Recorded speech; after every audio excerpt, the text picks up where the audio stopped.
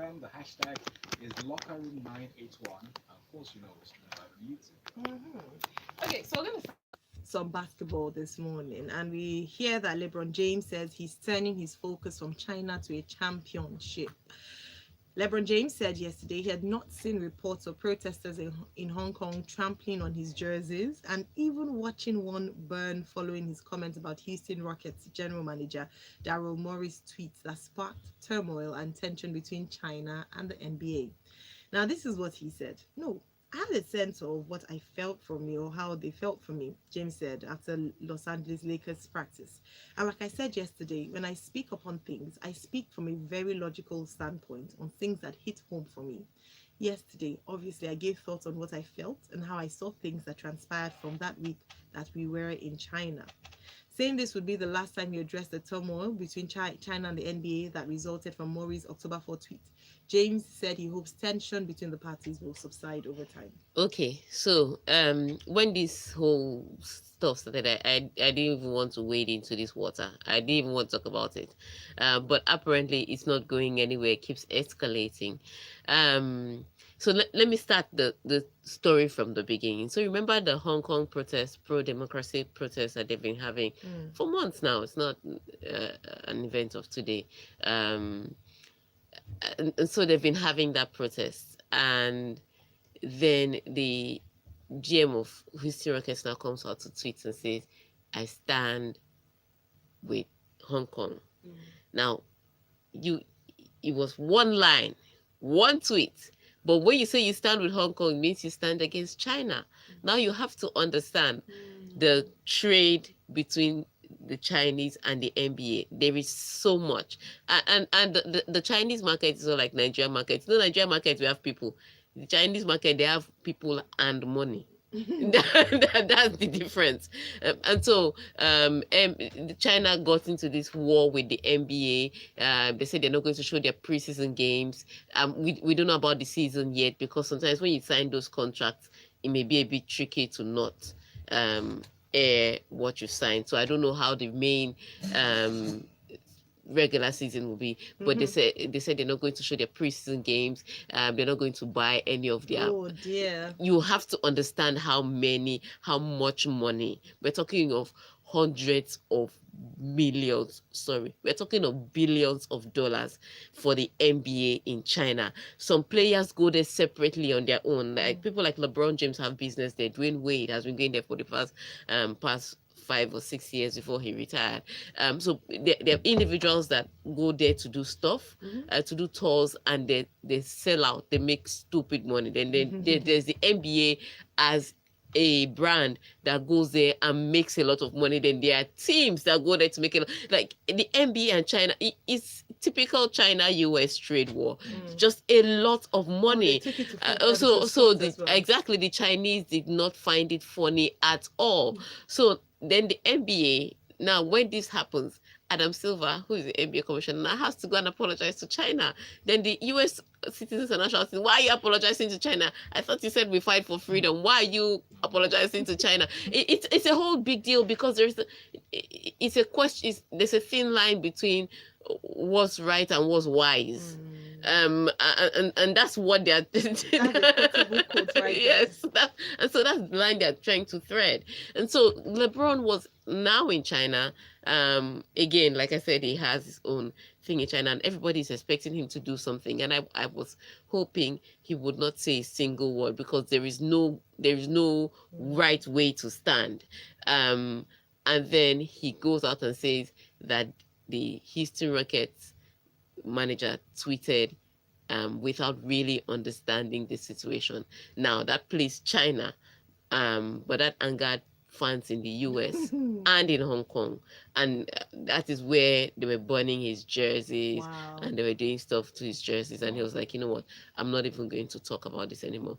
Let me just shut up and dribble. Literally. Let me just shut up and dribble and leave this political issue. But this is an incident that I didn't think should have escalated with the way there is strategy and business. I didn't think it should have escalated to this point. Yeah. And I thought it would have died down by now. But maybe because the protests are still going on and NBA is such a big brand to use to shout. Yeah. Maybe if we're a small brand, it won't be an issue.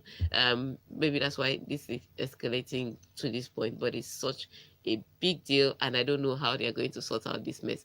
But what it is that NBA recognizes the impact, the economic impact, which is what LeBron was saying, Yeah. the economic impact and the impact of the audience in China.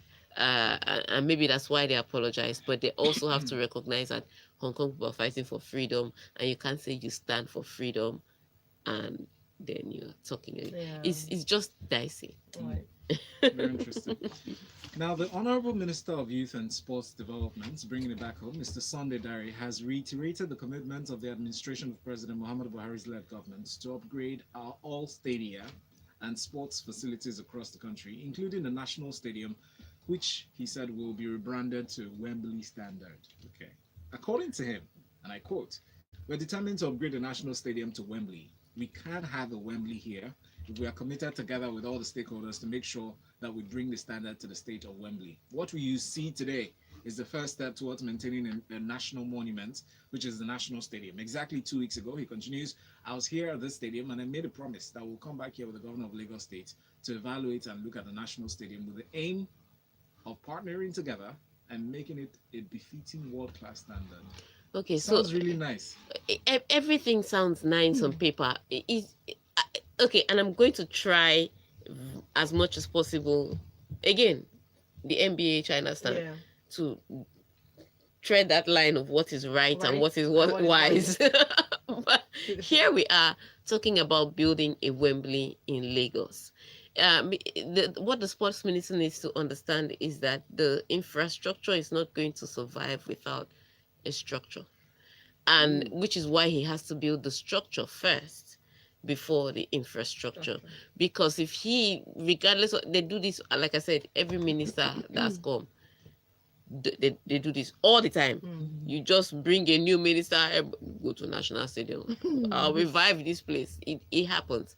But what they need to understand about infrastructure is the maintenance and the use. And so when you talk about the Wembley Stadium, if you know how many, first of all, the company that runs it, and then the events that happen there. And there was a time that Tottenham Hotspur was playing there. So there is revenue, there is profit coming from that stadium. There is a way the stadium runs. Now, you want to bring a Wembley here. First of all, you're going to import every single thing. What is the exchange rate, Naira, and wherever you're importing it from, even if it's China? And so do you want to put all that money into building the stadium? Olympics is next year. What's your plan for preparation for the athletes themselves to go and perform? What's your plan for their training? So what are the programs you have set up? So there's the question is, would you want to spend all that money just resurrecting another monument, or do you want to invest the money in the athletes? Okay, so where is the money coming from? Who is bringing this money? How long are they bringing this money? Because if somebody, even if he gets the private sector to donate $1 billion today, keeping the National Stadium as Wembley doesn't take one donation of $1 billion. Maintenance. It takes a commitment of companies over time. So do you have all of that? So it's okay. I'm not saying he shouldn't dream. Maybe he has planned that he has not told me. You understand? But I've been in this industry, and you can't just tell people to give you money to build money. When we finish building the stadium, then what? What next? So do you think we don't have, with how sports driven Nigeria is, do you think we don't have enough capacity to generate enough revenue? I think we don't have the structure to generate the revenue. If we build a functioning structure, this is how things work. This is what we do. This is how we do it. And over time, this is what you get if you invest in this. Then when you have that structure, you can now go to people and say, okay, we now need to put some money in infrastructure building, in human capital development, in programs and this and that. That's when but the structure needs to be built first. It's not about renovating the stadium. It's about setting out a plan that 4 years later, the next minister is not going to throw out of the window. All right. And besides just building the structure, it should also factor into that budget maintenance. You know, Over time. yeah, that's all part of the structure. Because at the end of the day, like, think about it. You think Wembley is run by the English FA? No, they gave it to people that know how to do business. Exactly. And then people will give them their money. OJ on YouTube sent in this message regarding the first story that we took on the politics between China and LeBron Wayne. They said again the trade war and all the politics between the US and China is a huge factor in the NBA issue, especially as it concerns the NBA's plans to expand globally. Very true. And then on WhatsApp earlier on, we had Amara just weighing saying, please, we should give you coffee, Tega, so she can wake up and stay with her through her long drive to Lupeju. Thank you so much for all our family members who send in comments. England and Bulgaria charged by UEFA following the European qualifier. So UEFA has opened disciplinary proceedings against Bulgaria and England. Interestingly, what's the offense? Okay, so they said England was causing disruption during the national anthem. And then of course Bulgaria, you all saw the story, the racist chants and all. Yeah. So here's here again, you know, I know my people. You know. So when the English we've agreed we're going to walk off, let me tell you the truth. At the end of the day, and this is you can argue with this in your sleep, but when you wake up, you realize it. If it was something that affected white players, they would have walked off. Simple. Every other thing they're telling you is story. And we decided to obey UEFA rule is story. And we decided to play by the rules. Nonsense story. If it was something that affected white players, England would be on the plane. When UEFA will be calling Gary Southgate, oh God, no, go now, come back. Because, no, think about it. I think it was Jordan Sancho that first heard that they first started the chance with, because he was playing towards that area, and he said stop it, and he gets to his to his coach, and the coach gets to the the fourth official, and then there's the first pause, and then there is a second announcement. So they're supposed to, it's a 3-step protocol. So first warning, second warning, which is why I don't understand. It's racism. There's no need for first or second warning. But there's for the first warning, second warning, then there's the referee ending the match. So for me, first of all, as they were on Monday, Bulgaria was already serving a ban for racism. Half the stadium was closed. So for me, that is first, second, and third warning. Because if they're serving a suspension and they're still repeating the same offense, what are we warning them for? They haven't learned the lesson, because they were serving a ban, a half stadium ban. And so no need for warning. They start that thing, we reach England. The UEFA will negotiate it from there. I know people say, Tega, don't do that. That's such a harsh measure. They've already punished the people. The people, when think about it, your nephew is up and he's still calling his brother little monkey. Oh. Then that's not a point. Then what's the point? That's a very great point. There's no point for me, and I would say this every day and everywhere. And if Harry Kane and Gareth Southgate and the chairman of the English FA come to stand in front of me, I will tell them. If this thing affected white players, you guys would have walked off. In heartbeat. It's because it represents the minority. Yes. That's why people were still playing ball and trying to take the higher road. How can Raheem Sterling take the higher road? He's only 5'6".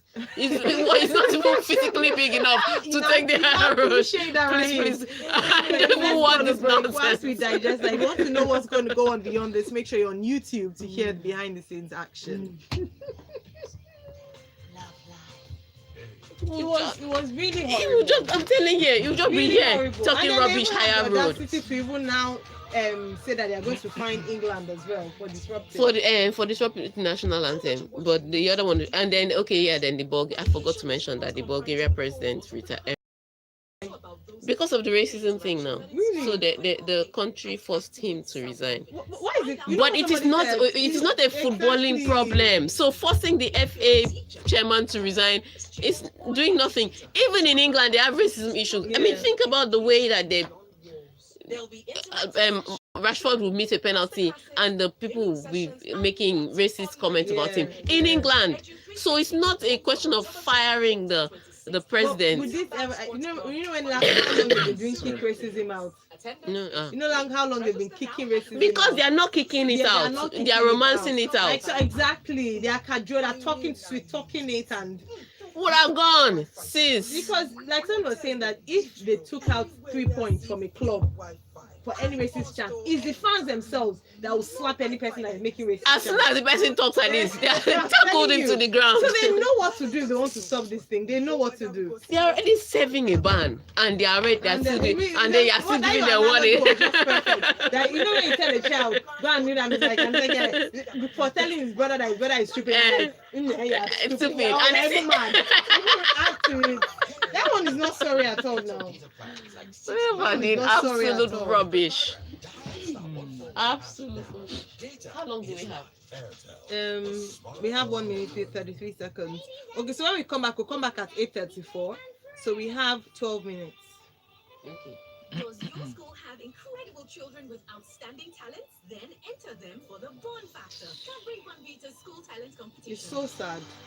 To enter your school, submit empty jars and sachets of the new improved Bonvita to the sum of required points. The winning school gets a cash prize of 3 million naira and a donation to an orphanage of their choice. Visit www.bondfactor.ng to apply today. Hey, it's your boy Banky W again, and I'm back with some exciting stuff.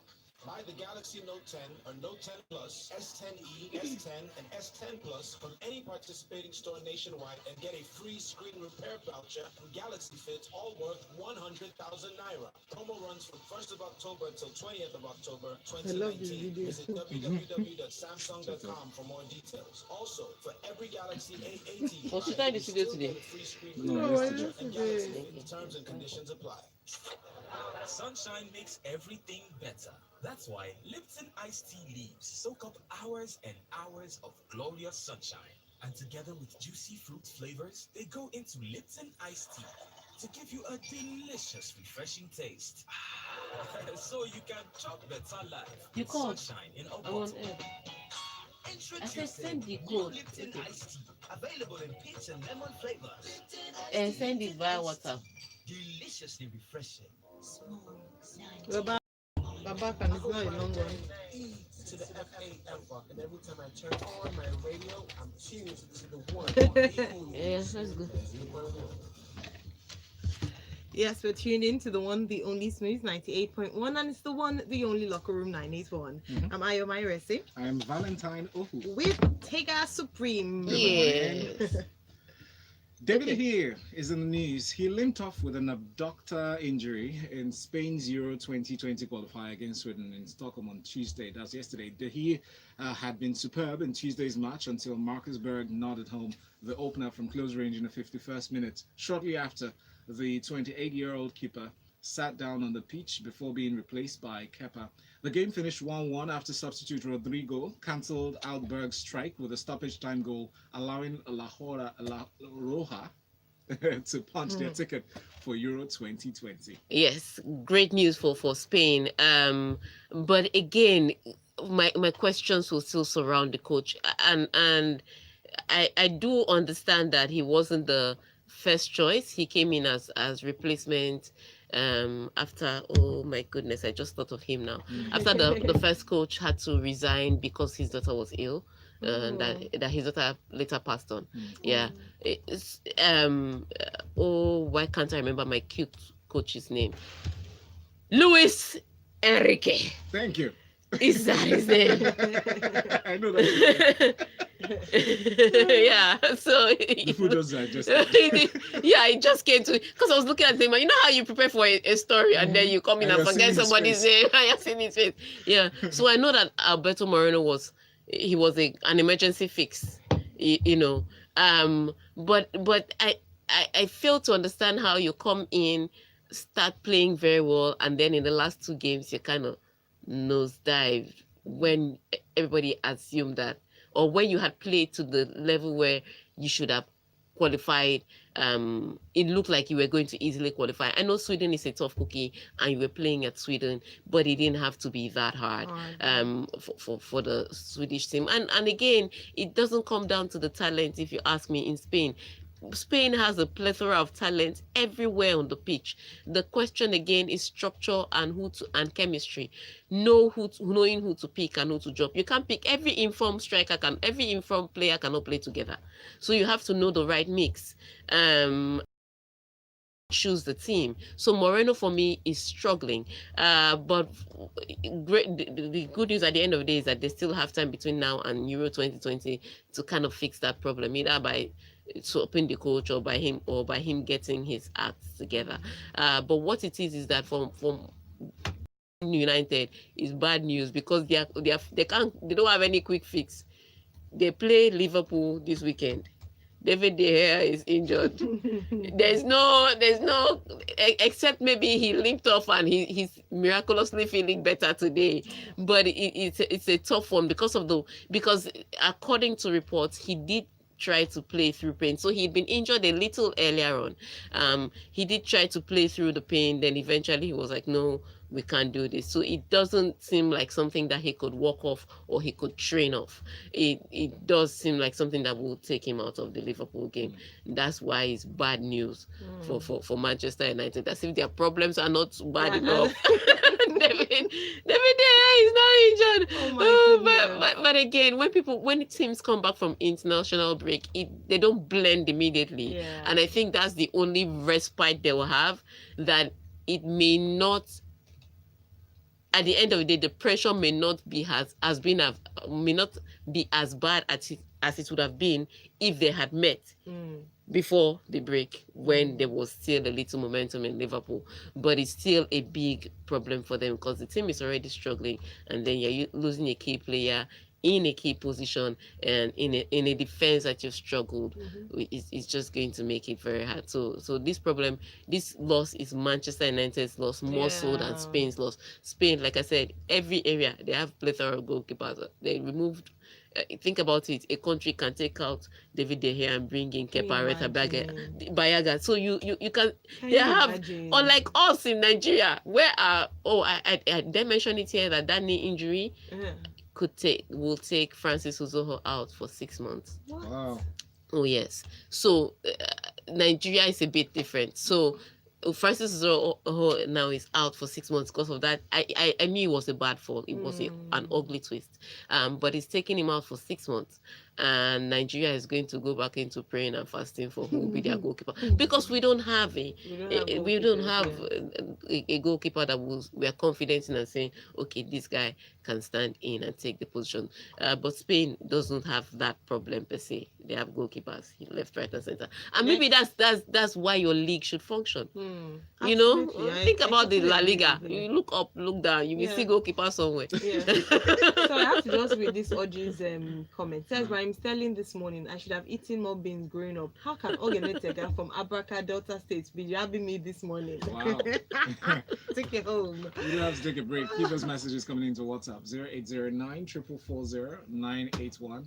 We have more messages. The Quadri says PPP is the way to go. Government should let competent private companies handle and maintain it. Sure, they will make profits from it, but it will be standard. Yeah. Yep. He also said Tega is so right about the mix with players. Barkley is terrible at Chelsea, but clicks fantastically well for England, even scoring a brace. The coach needs to know his players and know how to adapt. Very true. All right, let's talk about some more games, international friendlies. Olivier Giroud suffers due to limited Chelsea game time, says France boss Didier Deschamps. Now, France coach has praised Olivier Giroud's form for his country, but admitted a lack of game time with Chelsea is damaging his international standards. According to the coach, Olivier suffers because of his situation. Before January, nothing will improve. Yes, and this is sad, because Didier Deschamps just knows how to squeeze out whatever little talent Olivier Giroud has. You put Olivier Giroud on the national team, he will get you goals. I do think that the guy can get goals. The problem is, or the issue some coaches have, is the way he works. He's not the fastest person on the pitch. He's not the most hardworking. He's not going to hustle, bottom line. But put him in and around that 18-yard box, and if he smells an opportunity, he's taking it. And that's how he is. You see this guy for France. I think he scored 4 goals in last 3 games or 3 goals in last 4 games. You see this guy come on for France and he's bringing the goals that they need, and they're important goals. And then you wonder why he's sitting on the bench at Chelsea, or why he also, even at Arsenal where he scored a lot of goals and he had a little more playing time, he still did sit on the bench. Yeah. I mean, they had him and they were still looking for another person. So that's I think it's the way he works, and again, coaches have to understand players, and I think that's why Didier Deschamps is, featuring him with the amount of minutes he's featuring him. But regardless of the amount of minutes, he's still giving him the results. And what the Deschamps is trying to say is, you need to play a little more. If you play a little more, your instincts are a little sharper, you are a little more ready, you're a little more match fit, and then I can give you more time, because you spend more time with your club, whether you like it or not, than with your national team. So when you come to the national team, you better hit the ground running. And you can't hit the ground running if you are not playing as often. And so that's where the problem is. But I don't think he's going to get playing time under Frank Lampard. First of all, whether you like it or not, Frank Lampard has said where he's going. Younger players, not players that will be calling him by name. It's players that will be calling him bros. So first of all, that's the line he's looking for. If Giroud was banging in goals every minute he stepped on the pitch, then you'd have no option but to play him. But the team is going younger, and the younger guys are kind of delivering at the end of the day. The Tammy Abraham scoring goals per second. Mason Mount is not doing badly, so they're getting goals, they're winning matches, and Olivier Giroud's pace and his style does fit right now for Chelsea. So I agree with Didier Deschamps. Till January, you go hard. All right, we have some comments here. Tega, I saw, we read that one. Good morning. It's nice to finally see you guys. I don't pity Man United at all. They beat Chelsea 4-0 and they felt like they will win league. I wish it was always speedy recovery. Thank you, Martin, to make it from WhatsApp. And Tega actually gave you a wave. That's a record. Ridwan here says, Ridwan says, Man United in deep trouble. Liverpool will pepper their nets with goals. Spain national team has been playing below expectations in recent times. And Big E from K2 here says, all I can say in 4 words, pray for Man U. You need your prayers. You're welcome to Arsenal. She's always been there. No, I was in Man U. I'm now in between. I'm Man Us. Decide. Okay, Diego Kingston trying to ignore that. He said, how can he get injured with Liverpool's visit 4 days away? LOL. I see United shipping in enough goals. You guys are doing a great job. Thank you very much. Oh, thank you. We miss you too, Diego. Thank you. Lulu says Giroud sits on the bench because he's a French and the Carol. Wow. Don Pyle says, DDG's injury has saved him from the calamity that would have awaited him against the devastating trio of Salah, Mane, and Firmino. He could have rested and allowed Kepa play against Sweden. I hope Ole won't lose the wheels after the Liverpool match. Yeah. I think he's already been losing it. I think this one will just be the final whatever. Yes. So IK from Navy Town says, you're not nice. We'll see as you turn Sterling to Larry. I don't think Moreno can take the Spanish team to another level. A draw at Norway and another at Sweden is not a good result. For Man U, whether we have the year or we have Akpeyi in post, Liverpool goes switch up for like shawarma. The problem is not really in our defense, it's in our attack. All right. All right, that's all we can take this morning. But thank you all for being such a delightful companion to us this morning here on the Locker Room 981. And a big thanks to Tega Supreme. And Tega is at Tega Supreme on Twitter. Don't forget to follow her particularly during live matches. You would crack up. And then of course you can find out the work she's doing with Ladies in Sports at LIS International. Something big is coming in November, so make sure you're following them. And that's it from us for today. On Friday we're back with the Locker Room. Tomorrow it's the Grapevine. And next up right now it's Lagos Talks 981. Good morning. See how Ayo is on point. She knows that something's coming up in November. You didn't tweet, and you didn't like. You don't know anything.